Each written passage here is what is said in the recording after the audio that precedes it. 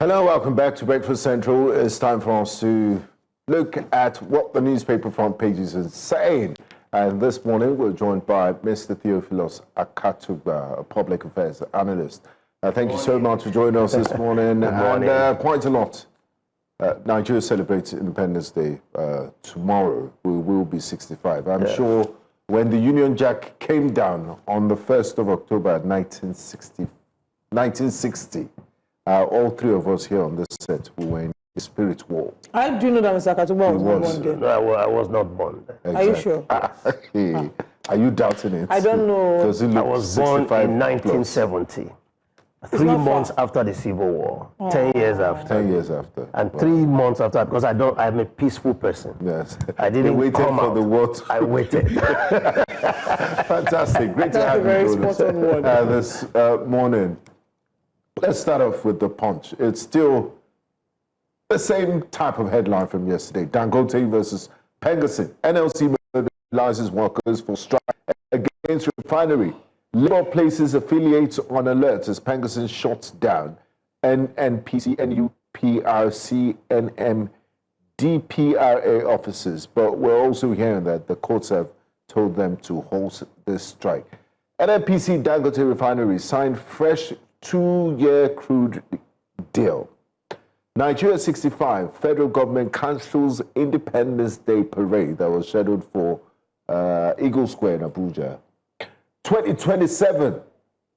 This is when this is what you call, attacking someone's thoughts. It hasn't even come to reality. You're attacking a hypothetical situation. Woeful records will haunt Jonathan, says Presidency, in case he wants to contest for 2027. In advance, they've already told him that, look, don't even try it. Your record doesn't speak well. Church members avoid me over Muslim tickets, says the First Lady of Nigeria, Remi Tinubu. And court stops bank from releasing Osun local government allocations. Still on that, we also have Lagos guard faces trial for kidnapping employer's son. Wow. And tax reforms exempt food, education, and agri, says the Federal Inland Revenue Services. But let's start with the biggest one. NLC mobilizes workers for strike against Dangote Refinery. They said they're fighting for the rights of about 800 Nigerian workers that were laid off. But on the other side of it, we have over 200 million Nigerians. We have our economy at stake, and is this the best way to go about it? What do you make of the whole brouhaha? Well, the Pengassin Dangote matter is a very sensitive issue. It's so sensitive that it's actually at the core of national security, the comfort, progress, and prosperity of our nation. And so what Pengassin is doing, I feel they are taking a great risk that may lead to the end of that union. Why am I saying this? Because they are fighting for the interest of their workers, which is their right to do. And these people, are they their members? If they are their members, if they are dismissed, what engagement have they done to ascertain the reason for the dismissal? Because going to the jugular and taking your ultimate decision and action can be called economic sabotage, because you are saying you are cutting crude from getting to the refinery. We must be careful as the world is watching this country. The world watches as the black people haven't liberated themselves in an area that is so important to the well-being of their economy. In fighting like this, shows to us, or show to the world, that we might be incapable of ruling ourselves. I see Pengassin fighting for 800 people. Pengassin must consider 250 plus million Nigerians and the entire development that is taking place in the oil sector. This is not the time for this type of battles. If you have anything against Dangote, as they have, Nupeng has, the kind of money they collect from every tanker that loads petroleum. Yeah. What is all that for? You can see that the inefficiency of even the government system alone has even given rise to this type of behavior, because they should have seen it. That this organization are already infiltrated by the very people you call cabals. You think the cabals do not know how to play? They must look at how to checkmate Dangote and return the country to the old days of. So you think it's bondage. beyond the 800 Yes, workers? it's a big battle. Dangote, since the emergence of Dangote have been fighting global forces and local forces. The forces against Dangote are not Nigerians alone, including those that supply us petroleum, international refineries that were benefiting from the entire network. It's taking food off their table. So we are confronting a very interesting situation, and I can assure you there will be a massive reaction. And if Pengassin and New Pen do not tread cautiously, this might be the end of these unions, and new ones will emerge. Okay. Okay, let's look at the front page of 2027. Woeful record will haunt Jonathan, says Presidency's Professor Jerry Ganada came out to talk about the possibility of Goodluck Jonathan. He said he will contest. He said he will contest. Yet, is he a blood relative of President Jonathan? President Jonathan has not said anything. I feel the presidency has moved too fast. In my opinion, I agree with you. I see it as a bit of a panic reaction, which is not necessary. Jonathan is not yet confirmed. The presidency should speak only when this candidate is confirmed. Exactly. You're reacting to the idea of him. I think it was.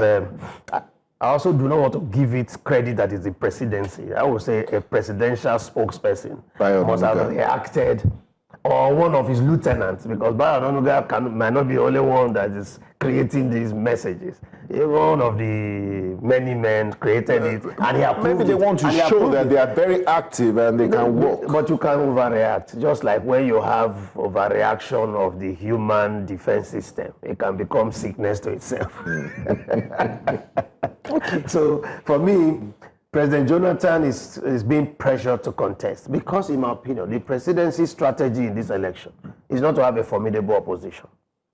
It's not to have them fractured. Because you see, it's easy to mobilize citizens against the government that is carrying out a reform. And especially when the reform has very adverse effect on the well-being of the people. So that's why no one did reforms. That's why many military governments did not try it.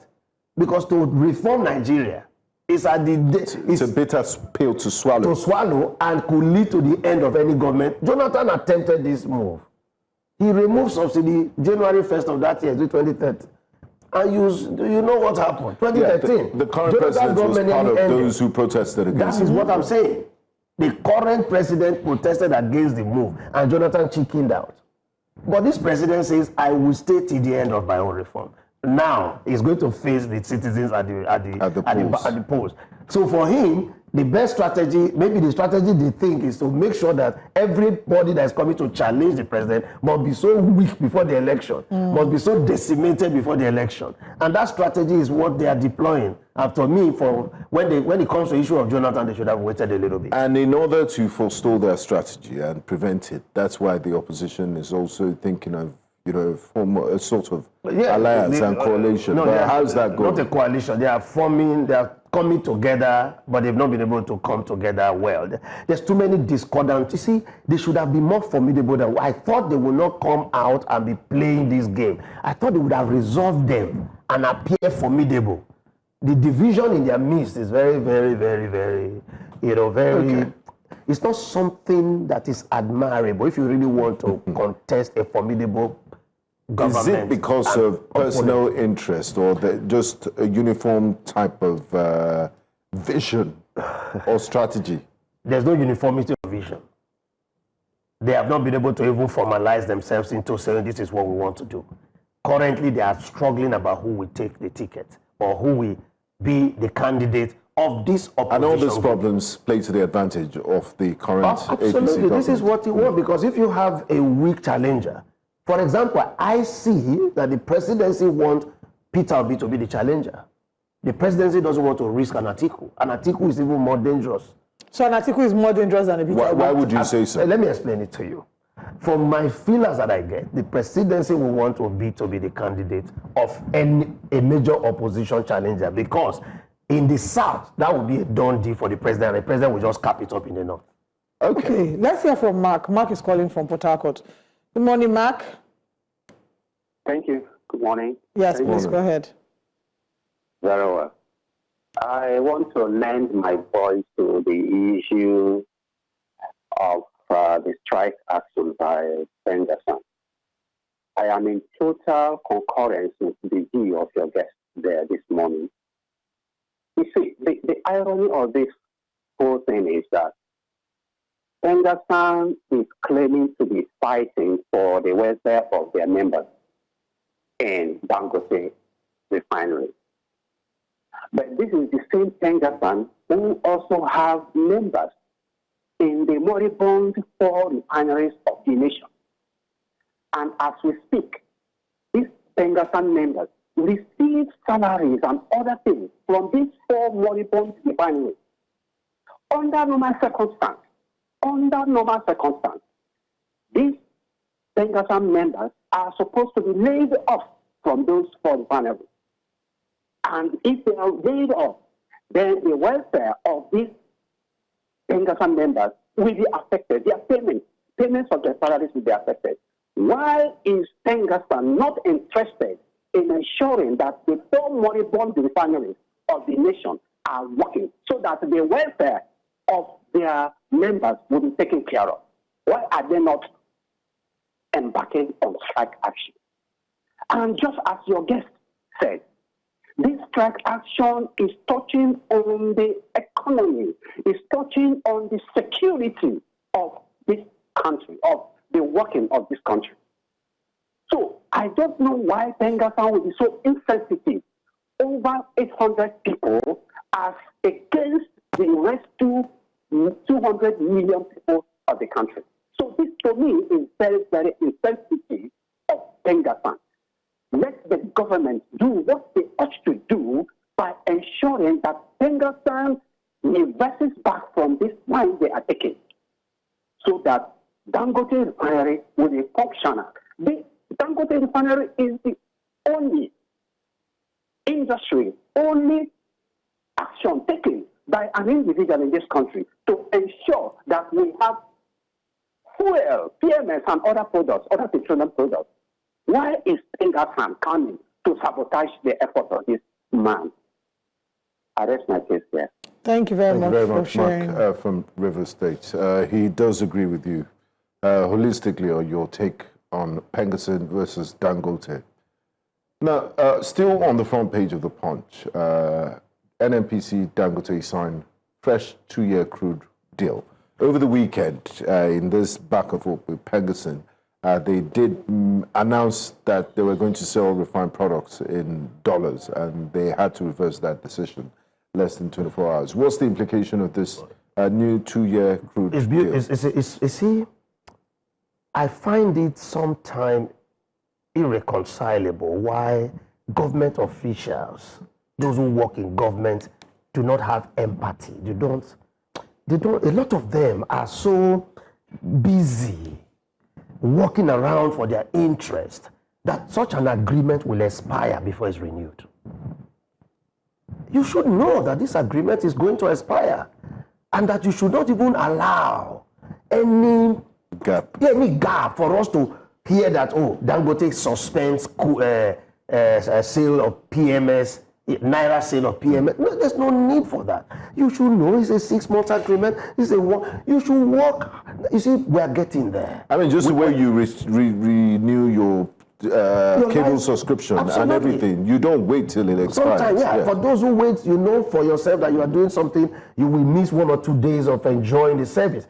My worry is that we have the attitude in this country of either wanting to be known or to be so important that a document is someone's table, everyone else is praying, but the issue, what we should be doing, no one is doing it. But the place is busy with prayers. They have sessions of conversation about God and all of that. What you must do is to ensure that this crude for Naira agreement continue as long as necessary to help the economy to stabilize, as it has already. You see the Naira, if Dangote start doing crude and dollar business, it will affect the foreign exchange. There will be pressure on forex. Yes. We have this thing within us. We must manage ourselves well to the admiration and to the shock of the West.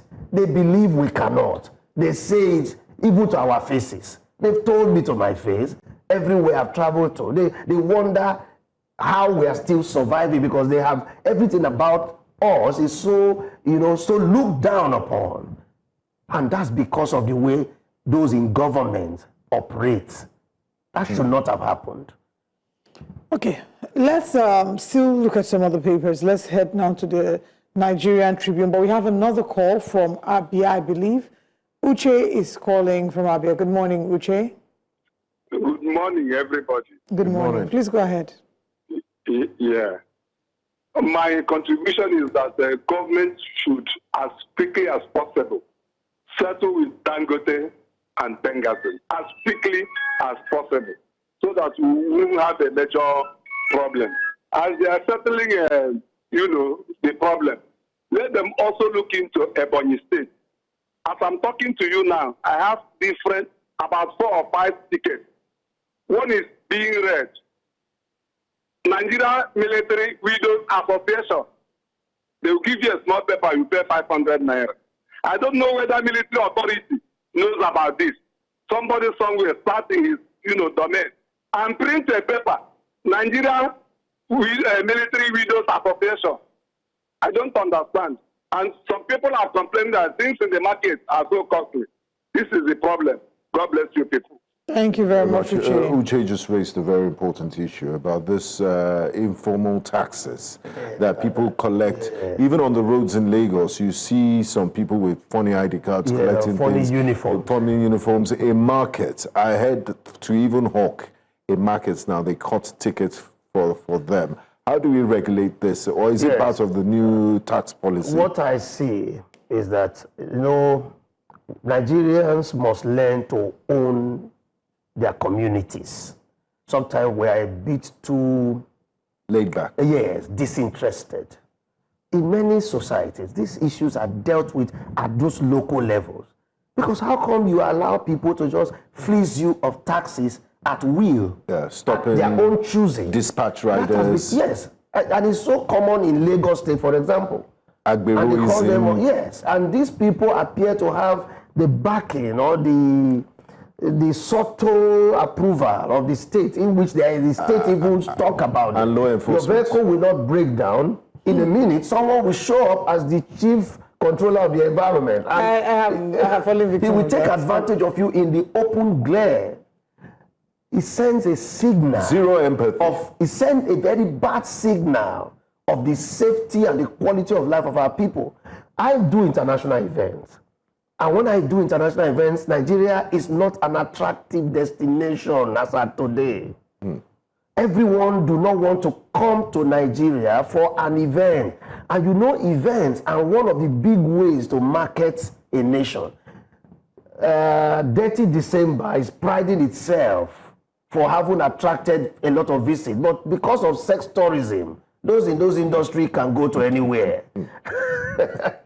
So it's not as if because that they are worked. coming for a different reason. The nightlife. There are many international conferences that people avoid Nigeria. I got consultants abroad in South Africa, in US, to market my events. The feedback is that Nigeria is not an attractive destination, but we can focus on other aspects of the event to bring people. And do you know what? They will register, they will pay, and they will not come to Nigeria even at the last minute. It is because how do you expect a foreigner who is traveling with me and we have a breakdown on the road, and instead of getting support to get us to safety, we get attacked for a vehicle breakdown that was not engineered. Extorted. Yes. And once you are extorted, it's regarded as part of the system. Let's not even go too far. We took here in the papers, I think it was 2 weeks ago, of a young woman who was heading home from an event.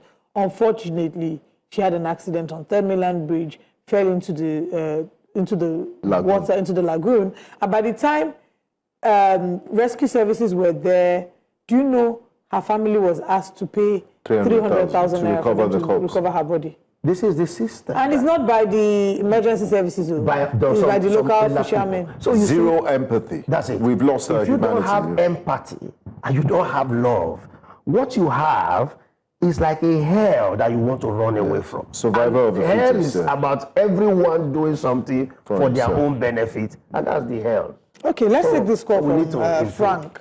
Frank is calling from Cross River. Good morning. Good morning. Can you frankly morning. share your position? Can we this have a morning? frank assessment of the newspaper? Thank you very much. I'm very impressed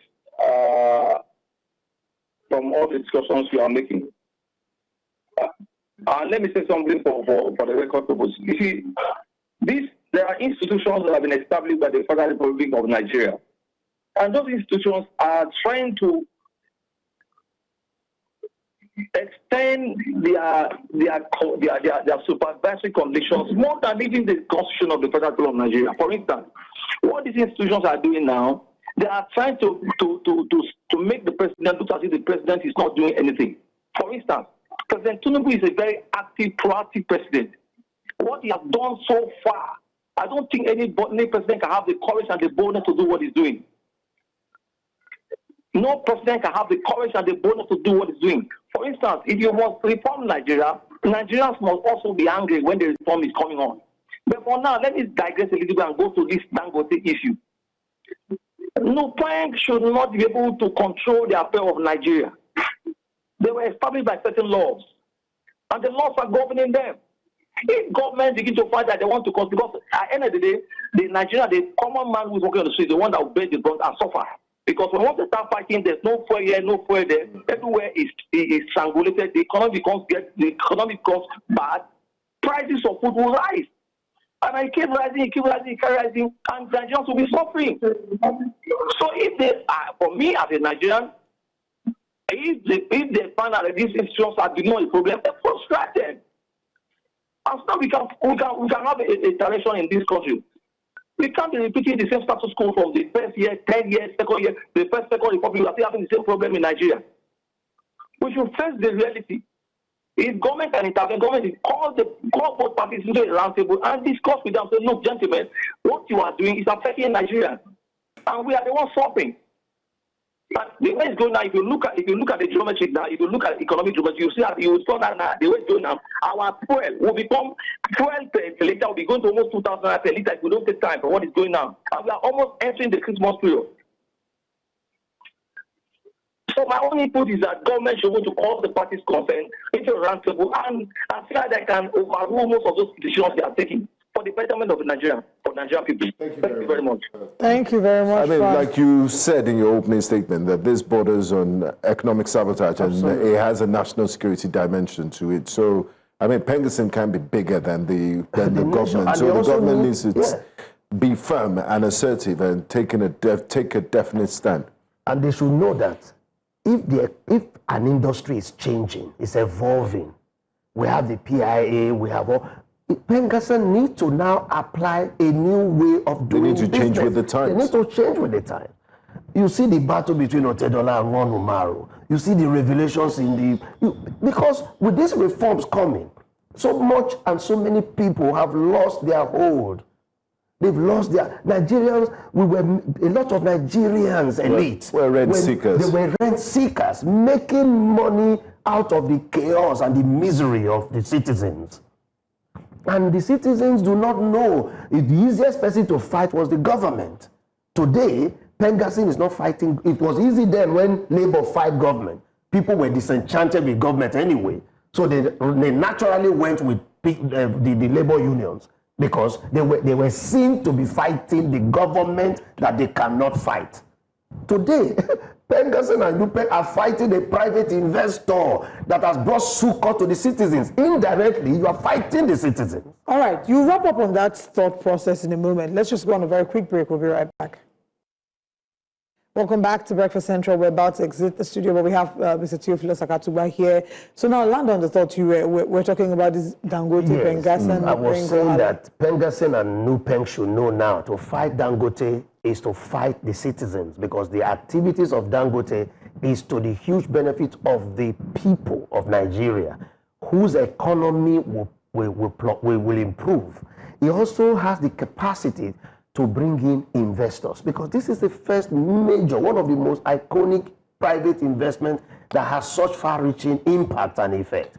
So it's not time to those. I mean, it's the largest single-train refinery in the world. Those workers that have been displaced, you can have a better way to engage with Dangote. And finally, the presidency's reaction to Jonathan's intention or being asked or confirmed to, it was too hasty, and I think the presidency should wait to actually see the candidate of the opposition before they can. Maybe it's indicative of fear. Well, naturally, like I said, no government undertake reform like this government has done and will not be extra careful in order to win the next election. You're right. Mr. Akatugba, thank you for joining us this morning. Thank you so much for your It's a time. pleasure. All right, this is how we close the curtains here. We'll be back again tomorrow. For now, we will be heading out of the studio for Jasiri to take over. Thank you for joining us. We'll see you again tomorrow. I am Olive, MOD. And I'm Benga Bora. Have a fantastic day. Bye-bye. Bye-bye.